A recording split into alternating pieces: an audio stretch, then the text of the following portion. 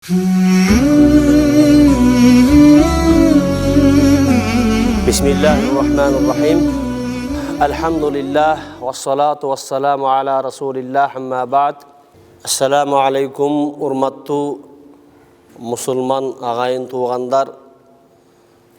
Bugünkü cuma gününüzler kutlu olsun. Biz yer betindeki Kudaydın en akırkı dini, jana en hakikat dini bolgon İslam dinin tutunup musulman bolup yaşap jatkandardanbız. Buga elhamdülillah köp şükür aytubuz gerek. Bizdin din İslam dini bul ilimge negizdelgen. Akidası olsun, fıkhı olsun, jana türdü başka tarmak jahattardağı emeleri olsun, bardığı ilimi negizde kalıptangan.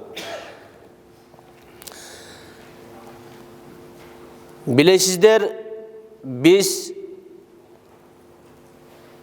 70 yıl aralığında 20. yılımdın ayağında komünistik ideyanın astında jaşoo ötkürdük. Al ideya oşol uçur bizdi barыбызга sır emes, Kudaysızlık menen tarbiyaladı. Kuday yok dep aytıp attı. Oşol ideyanın, sayasattın tasirinin negizinde adamlardın aң seziminde bir düşünük payda oldu. Din başka, ilim başka degen. Bir mesele menen tanıştırуу kerek bolup kalsa, buga ilimi köz karaş menen mınday dep baa berilet, al endi dini köz karaş menen mınday baa berilet dep, natijada din menen ilimdin ortosunda ajırım payda oldu. Açındığında anda emes. Din ilimden başka emes. Oşol ele İslam dinin tutunbagan kayri din deybiz bi? Oşol kayri dinlerden ayabay ele jetişken ilimdüsü delingen Albert Einstein'din özü ilimsiz din çolok, al endi dinsiz ilim bul sokur dep aytkan. Demek din menen ilimdi hiç kaçan birbirinden ayrı karoo mümkün emes. İlim degen söz edemne degeni. İlim degen sözdü alımlarımız tarif, düşündürme bergende bir nersege, bir kuuluşka anı körüp turganınday işenüğün ilim dep aytılат. Buga çeyin zamanavi ilim deybiz bi? Tağırak aytkanda fizikalık nizam, zakon boyunca ilim boluusu üçün, adamda malumat yüzöge kelүүsü üçün an nerse adamdagı 5 özgöçölük menen, oşolordun birösü menen sezilүүsü şart dep aytıldı. Bul nizam dedi. Misalı bir nersenin bar ekendigin bilүү üçün anı körүү gerek, je uguu gerek, je anın damı oluş gerek, je anın jıtı oluş gerek, je anı karmay bilүү gerek. Uşul beşöөнүн birösü tavılsa gana аны илим деп айтылат деген мыйзам кабыл алынган. Ушунун себебинен кээ бир акылсыздар Кудайды да жок деп ишендиришкен. Себеби мына ушул айтылган 5 нерсенин эч кайсынысы менен билүү мүмкүн эмеспи? Демек ал нерсе жок деп. Эми илимди мына ушул 5 нерсеге чектеп койсок, анда да жетишсиздик болот. Себеби көз мерчемдүү жерге чейин гана көрө алат. Андан керек болсо мына бул дубалдын нар жагын көрө албайт. Кулакта өзүнчө бир жетиштүү жерге чейин гана уга алат. Андан башкасын уга албайт.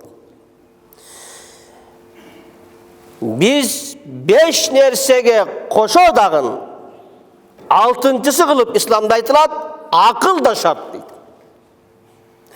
5 нерсенин өзүнө гана таандык кылып, ошону менен токтотуп кесип койсок, анда илим жетишсиз болот.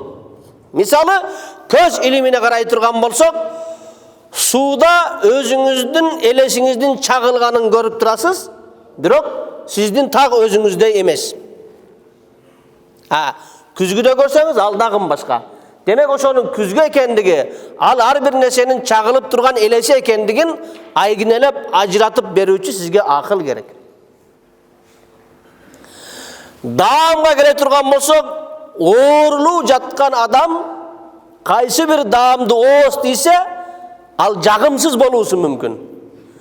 Анын тили, анын даам сезүү органдары ошонун сигналын берип атат. Бирок акыл айтып атат, мен ооругандыгым үчүн мунун даамы ошондой болуп атат. Негизинде бул тамактын өзү аябай таттуу болчу деген маалыматты берет. Демек, физиканын закону дагы жокко чыгып атат. Акыл да шарт. Эми акыл деле мунун билүүсү чектелүү.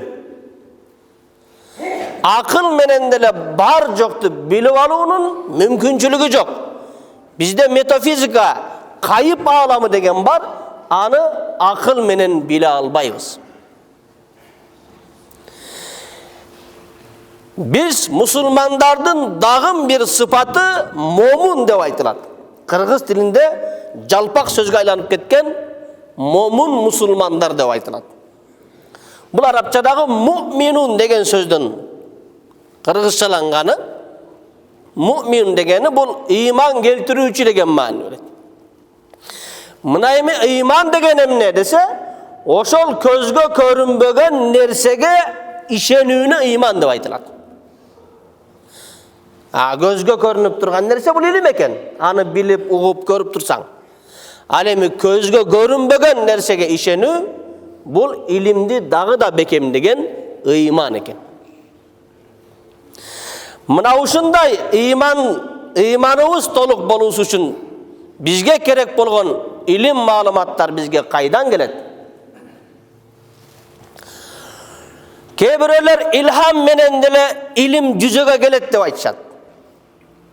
Анын бир далили ошол эле советтик доордо бизди ишендирип келген Чарльз Дарвиндин адамдын маймылдан жаралган эволюциялык идеясы бул илхамдан башка нерсе эмес. Мына ушуга ишенип келдик. Билбем, кээ бирөөлөрдүн айтуусу боюнча ушул сабак мектептерибизде дагы деле окутулат дейт.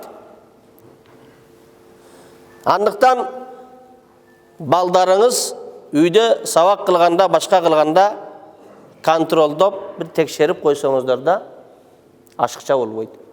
Демек, илимдин, маалыматтын тактыгы боюнча муундан муунга өзгөрбөй сакталып, жанагындай асыл боюнча, негиз боюнча сактап, тактап келүүдө мусулмандардан өткөн коом жок. Мына мусулмандардан башкалардын маалыматтарына, илимине карай турган болсок, байырта жашаган кайсы бир коомдун кайсы бир динди тутунганын, же алардын каада үрп адаты кандай болгондугун тактоо үчүн не болгон? Кээ бир археологиялык казуулар ишке ашырылган. Анын негизинде мына ушул жерде мынандай каада салты тутунган, как жашаган, анын археологиялык казууларда табылган буюмдарына караганда алар мына ушундай динди тутунган деген анализди чыгарып, муну бүтүн дүйнөгө илим деп жайып, ага каршы чыккан адамды илимдин душманы деп жарыялап келинген.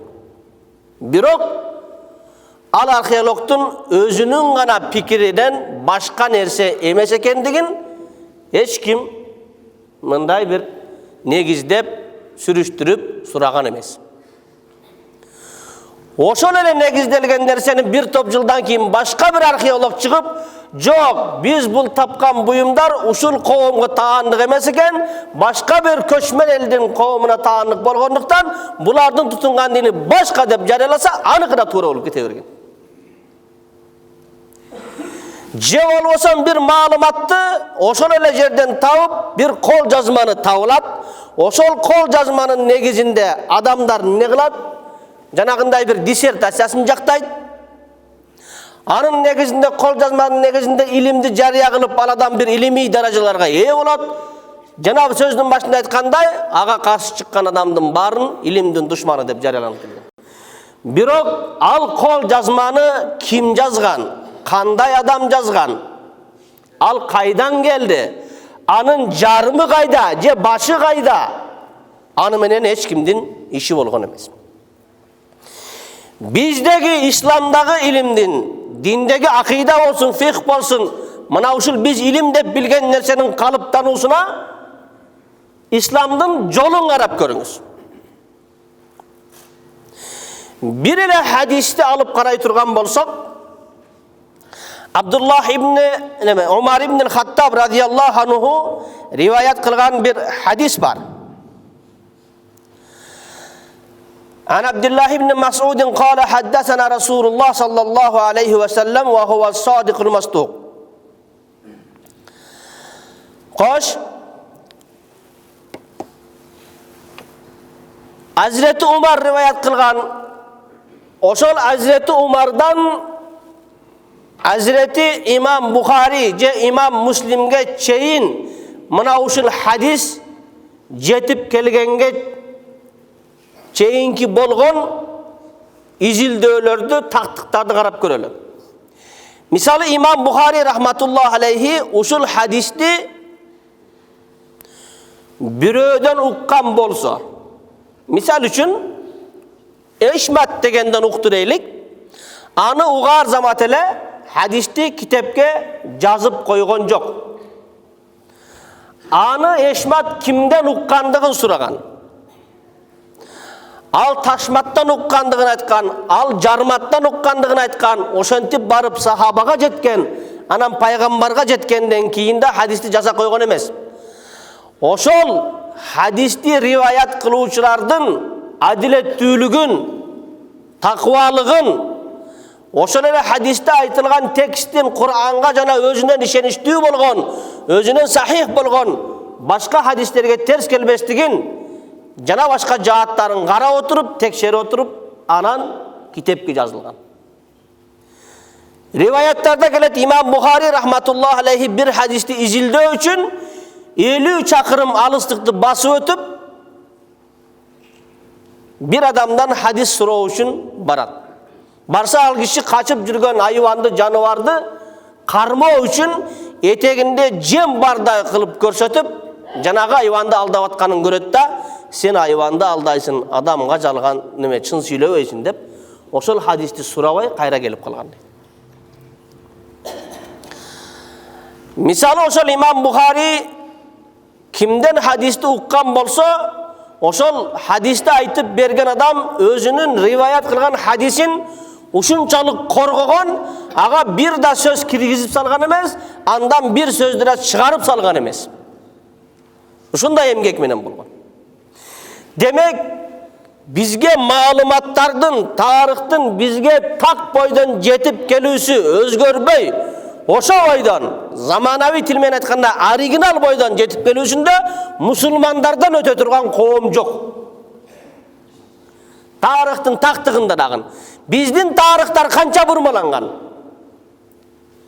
Ар бир султан, ар бир доордун падышасы тарыхты өзүнө ылайыктуу кылып жаздыра берген.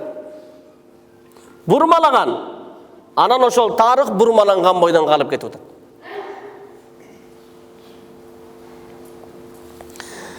Илим демек кээ бирөөлөр ойлойт, мусулмандар булар эски адамдар, эски замандын адамдары.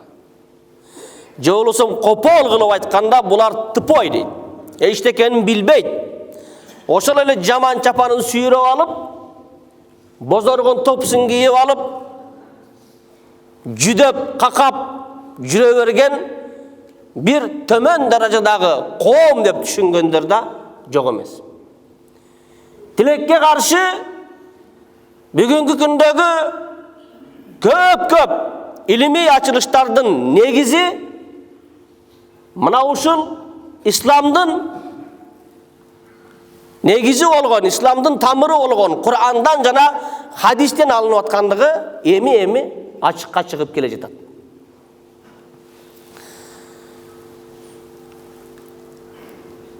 AQSh'da bir болгон окуяны айтышат.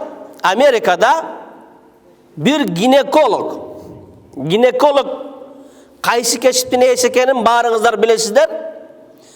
Бирок ушул учурдан айта кетейин, тилекке каршы мына ушул гинеколог кесибин эркектер да карманып жүргөндүгү аябай уят иш. Гинеколог деген бул аялдардын өзүнчө атайын кароочу bir доктор болуш керек. Ошол аялдарга женский жагын карай турган болуш керек. Уялбай нетпей ушул кесипти карманып жүргөн эркектер да жок эмес азыр. Көп жерлерде аялдарды, келиндерди төрөткөн алып барсаң, тилекке каршы ошол акушерлер эркектер болуп атат. Мейли амалы өзүнчө бир маселе. Демек ошол AQSh'да болгон бир гинеколог өзүнчө тажрыйба өткөрүп, боюна бүткөн келинди 9 ай бою өзүнүн бир медициналык приборлору менен күзөтүп отуруп, эненин ичиндеги түйүлдүктүн өөрчүүсүн, этаптарын баарын тактап чыкты. Анан ошо менен докторлукту жактайбы экен, же диссертация жактайбы экен, иши кылып өзүнүн бир жолун кылып, анан бүт ааламга жар салып, мен мына ушундай ачылыш жасадым, мен көпчүлүккө сыр болуп жүргөн нерселерди ачтым, эненин ичиндеги түйүлдүк мындай болот, мындай болот деп өзүнүн докладын жасады. Анан бирөө айтты: бар да ошол докторлордун ичинде мусулмандар деле. Сен 9 ай bir аялды аңдып жинди болупсуң. 9 ай bir келинди аңды отуруп жинди болупсуң. Андан көрө Куранды, хадисти окуп койбойсуңбу? А жерде бар айтылган го. Куранда Тарих сүрөсүндө айтылат: "Астагфируллах, фалянзурул инсану мимма хулиqa, хулиqa мимма индафиq, яхруджу мин байнис сулби ват тараиб." Садакаллахул азим. İnsan emneden jaralganına bir göz salıp görsünçü, karap görsünçü. Hulika min ma'in dafiq. Ulu sözde uyat çok. Tema oşonda bulgandıktan aytabız. İnsan atılıp çıkkan sudan jaralgan. Min baynis sulbi vat taraib. Oşol atılıp çıkkan su belden jana kökürökten ajırap çıkat. Tuğra emi oşol atılıp çıkkan sudan maksat bul erkektin uruktuğu, mani, sperma. Al oşol erkektin jınыстык мүчөсүнөн çıkat ko, deb aytılат. Erkektin uruktug'un kamsыздап beruvchi oşol jumurtkasının tamırları жүрөккө barat deydi. Жүрөктүн sol jagынан çıkıp birөөsü kökürök arkылуу өтсө jumurtkaga, birөөsü oşol омуртка сөөгү аркылуу барат. Демек, эркектин жумурткасы урукту ошол жүрөктөн келген эки тамыр менен камсыздайт дейт. Муну бүгүн эми аныктап атышат. Бүгүнкү илим техника жетишкен убакытта ушуну эми аныктап атышат. Жанагы гинеколог айтып атат. Атанын уругу эненин жатынына түшкөндөн кийин 40 күн ошо бойдон турат. Ошо мани суу бойдон турат деди. Андан кийин 40 күн өткөндөн кийин жанагы атанын уругу менен эненин клеткасына кошулгандан кийин жатынга жабышып ошодон азыктана баштайт деди. 3-40 күндүккө өткөндө bir muştum etke aylanat, kudu anı bir azulu ayban, çoğun ayvattуу tişleri menen bir tiştep, kayra koya vergende, oşol azululardın izi düşüp kalgan, çunkur bir teşikler payda olgon, mına uşul sımal uşuğa etke aylanat. Anan 3-40 gündük bütkenden keyin, 120 günden keyin, tüyüldük içindeki balaga can girip, kıymıldaya başlap, enenin kursağını oşodan başlap teye başlaydı. Emi ginekolog bu adamın bir nesilerde koşup aytkandır. Men enimi tışlap ketip atkan boluşum mümkün. Peygamberimiz sallallahu aleyhi ve sellem'den hadisini karap görüngüz emi. Janagı men okugan hadis uşul eken. Abdullah ibn Mas'ud radiyallahu anhudan aytılgan hadiste Peygamberimiz öte tuğra süylöýçü. Anın süylögen sözü de öte tuğra dep aldın ala aytıp alıp aytıp atat. Ve inna ahadakum yajma'u halquhu fi batni ummihi 40 yawman. Silerden jaraluğuňar mınday bolat dep Peygamberimiz mından 15 kılım murda aytıp atat. Peygamberimiz bir medisinalık okuu jayda ginekologiya fakültetini bütkön mesele. Silerden jaraluğuňar mınday bolat. Adegende oşol enenin kursağında 40 gün su boydan turat dedi.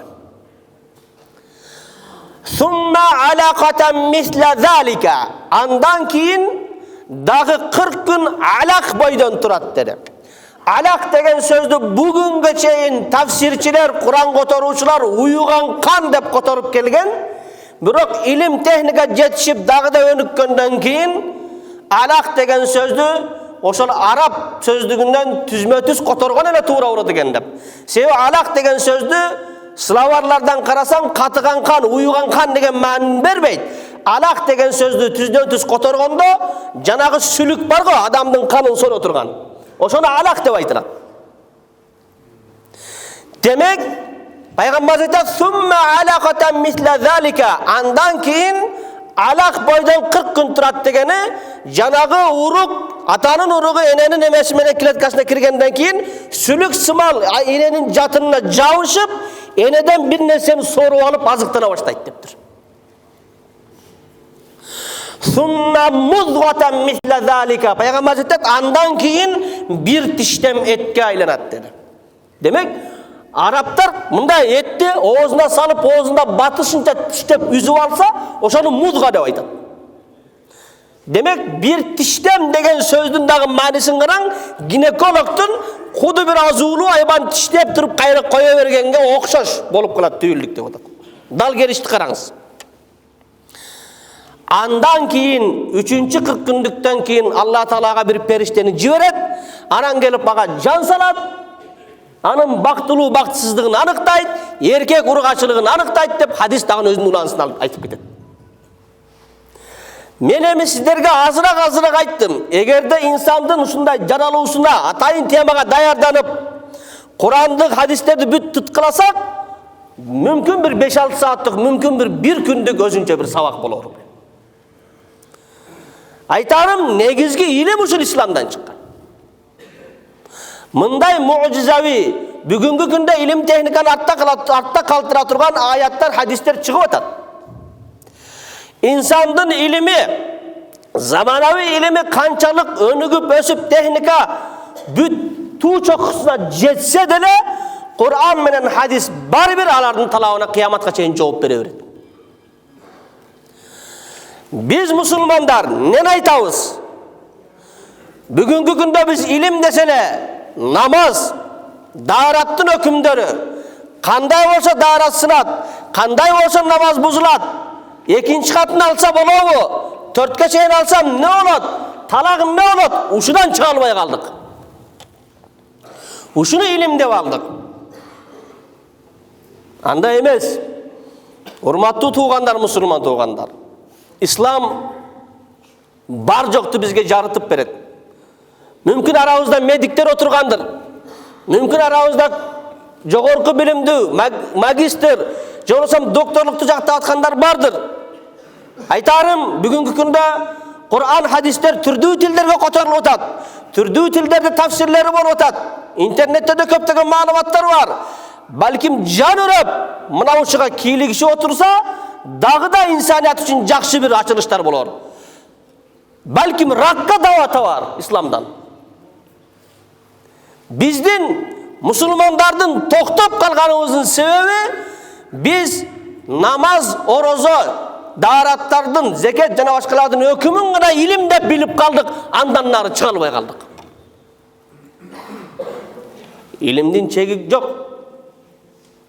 Бул намазыбыз, дааратыбыз, башкаларыбыз бул ибадат. Алам кең туугандар. Изилденейлик, үйрөнөйлүк. Илим боюнча айта турган сөз аябай көп эле. Эми дагы сөзүмө бир кыстырма айтып кетейин. Мына ушул шариат илимин үйрөнгөн аалымдарды урматтайлы, сыйлайлы. Алиф, ба, та, са деп илим үйрөнүүнүн өзү аябай бир кыйынчылык. Аристотель айткан экен. Аристотель деген аябай чоң аалым адам болгон. Кимдин доорунда болгонун эстелип айтам. Ошол мындай деп айткан экен. Каргыш тигир араб тилин үйрөнүп алганымда бүтүн дүйнөнүн тилин үйрөнүп алмак экенмин деген. Араб тилин үйрөнүп албай койгон экен. Араб тили тургай тамгасын да жакшы өздөштүргөн эмес экен ушул киши. Кур'ан араб тилинде, хадис араб тилинде канчалаган маалыматтар арабча жазылган китептердин ичинде камтылган. Демек, мен өзүм ушундай мүнөзүм бар. Тамга таанып эле Кур'ан окуй турган деңгээлге жеткен молдо болсо, анын кулу болууга даярмын. Бүгүнкү күндө бизде чоң аалымдарыбыз бар, Кудайга шүгүр. Алардын артынан не деген сөздөрдү айтпай атабыз. Не деген карикатураларды жасап атабыз. Фотошопторду да неме кылып атабыз. Алардын артынан гайбат кылып атабыз. Бетине айтып атабыз. Кудай сактасын. Кудай сактасын. Имам Мухаммад, Имам Абу Юсуф деген биздин мазхабыбызды негиздеген имам адамдын шакирттери болгон күчтүү аалымдар айтат.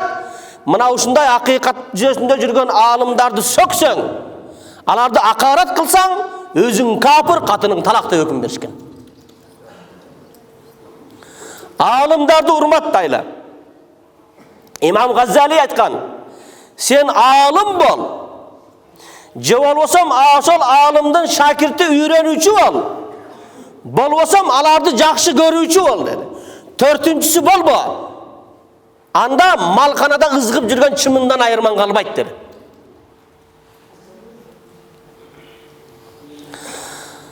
Ким аалымдарды сыйласа, ал илимди сыйлаган болот. Ким аалымдарды сыйлаган болсо, алар пайгамбарларды сыйлаган менен барабар сооп алат. Алла Таала баарыбызга туура түшүнүк берсин. Илим берсин, билим берсин. Ортобузга ынтымак берсин. Мына ушул туура илимдин, туура түшүндүктүн негизинде биздин акыйдабыз да, башка ички дүйнөбүз да бузулбайт. Ак туура кетет. Ассаламу алейкум ва рахматуллахи ва баракатух.